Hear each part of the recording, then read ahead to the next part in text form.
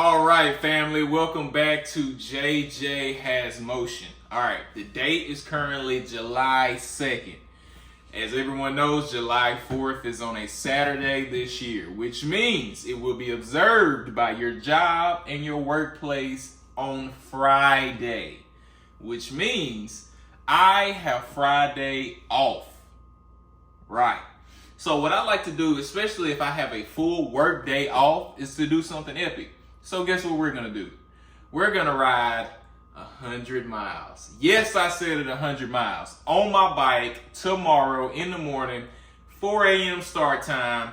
We're gonna leave the Aiea area, make the trek down to Honolulu, cross Diamond Head, go down by Hawaii Kai, go through Cocoa Head community, come out by the Makapu'u Lighthouse, head down towards Waimanalo, cross over into Enchanted Lakes, then we will head over by MCBH, then we will cross into some more areas where I'm actually not familiar with, and I'm just gonna keep riding north until I get to the Dole Plantation, Schofield, Wheeler Army Air Base, and then we're gonna come on down and make it back to Pearl City and trek back to Aiea as fast as we can. Why do I want to do this? Because I like suffering, apparently. Why haven't I asked any friends to do this? Because I didn't know if I was going to do it myself. What type of friend would you be if I asked you, hey, you want to wake up at 4 a.m. on your day off on 4th of July weekend and ride 100 miles with me? Most people are going to say what? No. Somebody will say yes. But I would feel so bad if I inconvenienced you by making you get up at 2 a.m. in the morning on your day off to come ride 100 miles with me. So maybe next time I will ask some people, maybe get together a group, and maybe we can do it. But for right now, I'm just saying if I can do it. All right. So before we get into any deeper details, I have one small caveat. I sold my Garmin. I'm going to make a video about that a little later. But yeah, sold it. So I don't have a bike computer. I have a bike watch and I have an Apple phone. But other than that, that's what I'm doing it with tomorrow. I have my Shocks headphones, I have my watch and my phone, and that's it. I'm just out here freewheeling now. I had a Garmin Edge 850. Sent it back. I'll talk about it later in another video. All right. The plan for tomorrow. The plan is to stop at about 25 miles, 60 miles, and then again maybe at 80. Those should be quite close to my only 3, and when I say stops, maybe like 30 minutes or more stops, or around 30-minute stops, just to rest, just to catch my breath, refill some water, all of that good stuff. I'll get into the equipment list of what I'm packing and what I'm taking with me in just a little bit, but for now I just wanted to talk about the game plan.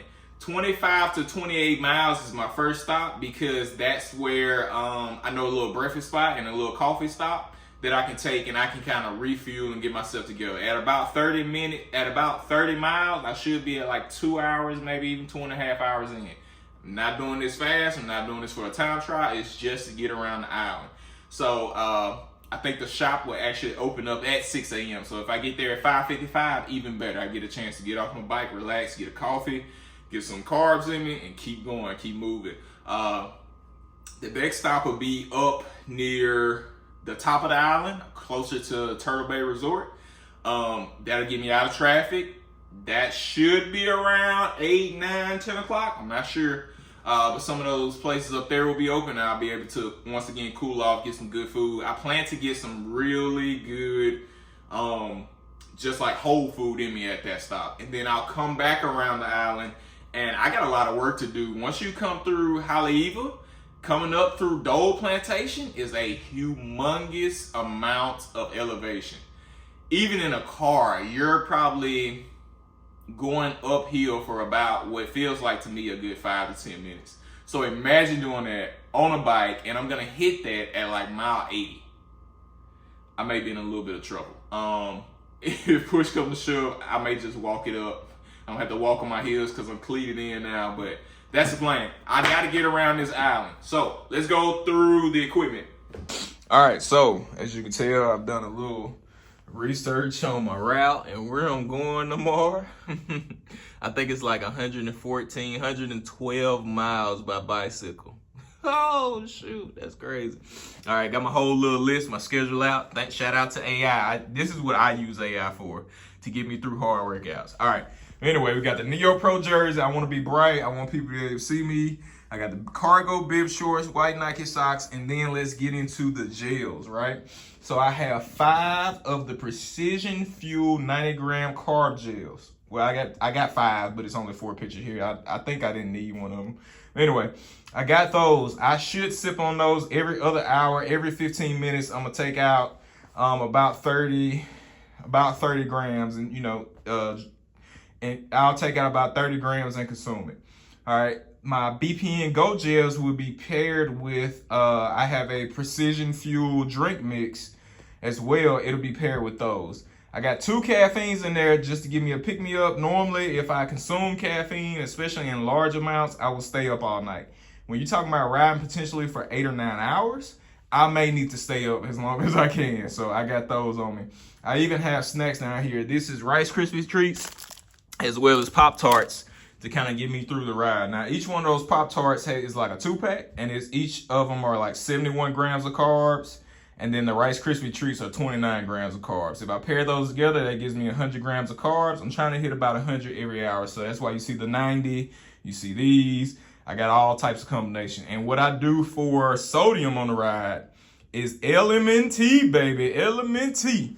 I like these because they are 1,000 milligrams of sodium. I need them because I'm already a heavy sweater.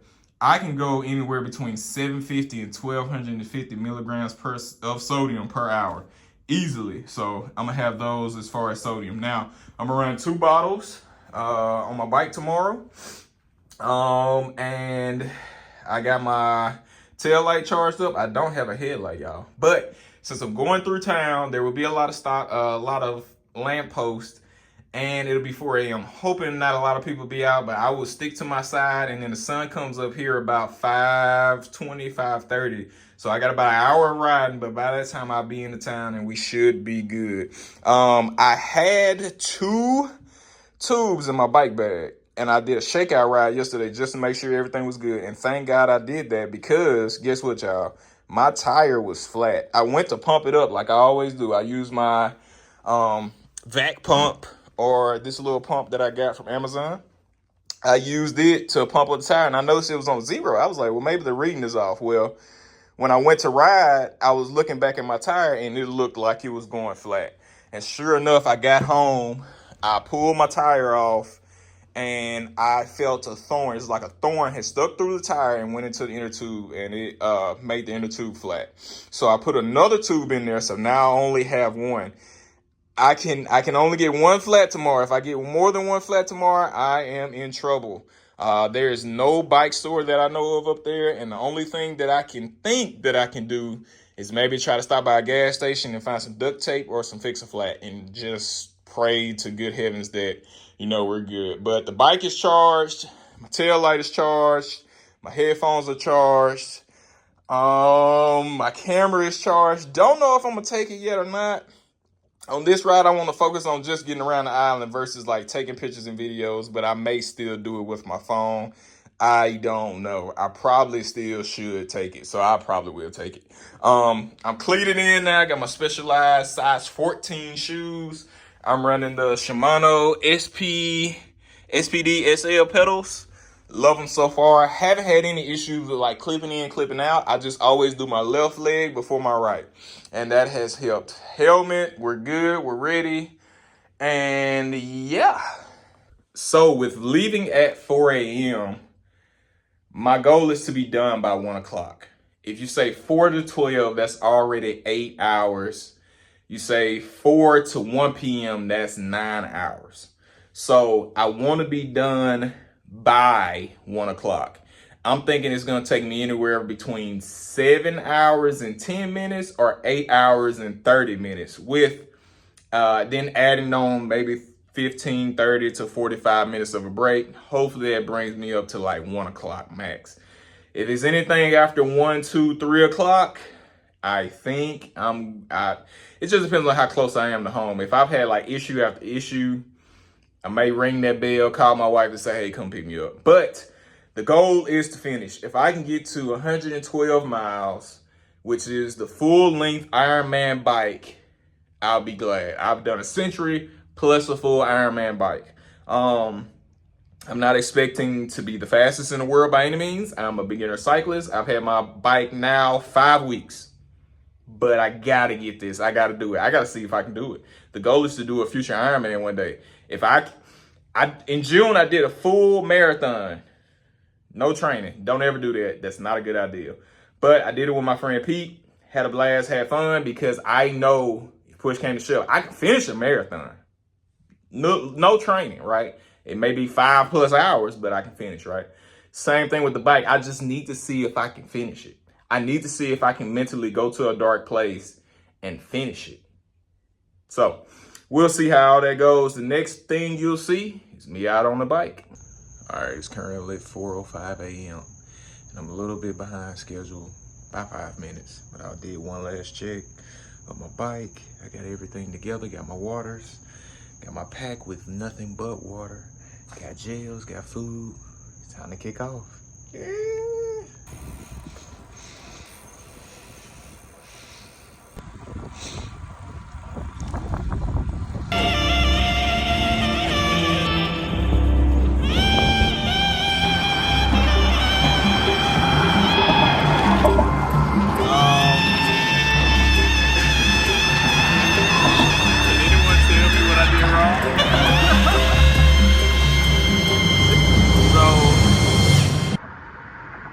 I don't know what that is, but yeah,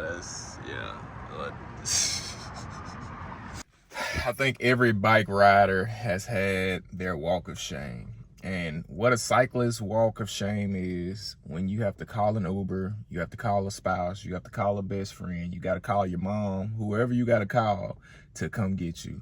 I had to call my wife to come get me this morning because I was too far from where we live to walk back, especially in bike cleats. And my back tire disintegrated, so I couldn't even change it.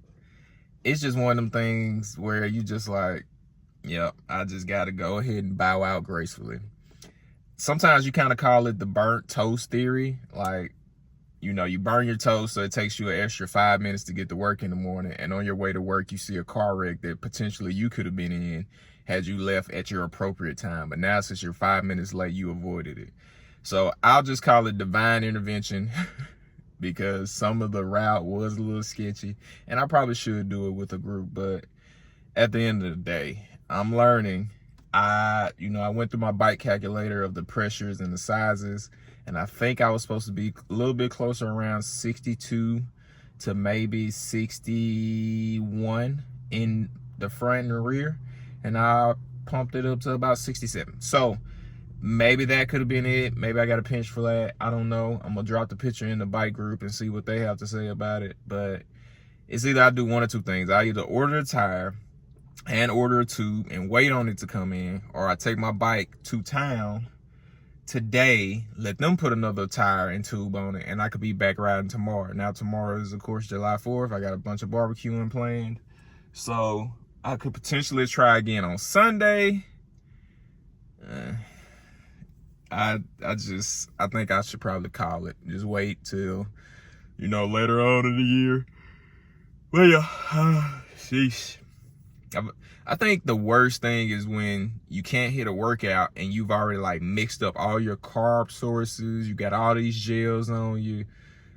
It's like, bro, that would have been a $30-$40 run just to do this. That would have been about $40 worth of gels, carb mixes, everything. That's the most expensive part of it. But nonetheless, still blessed to be alive. Didn't fall, didn't wreck, didn't hurt the bike. Just literally hit a flat.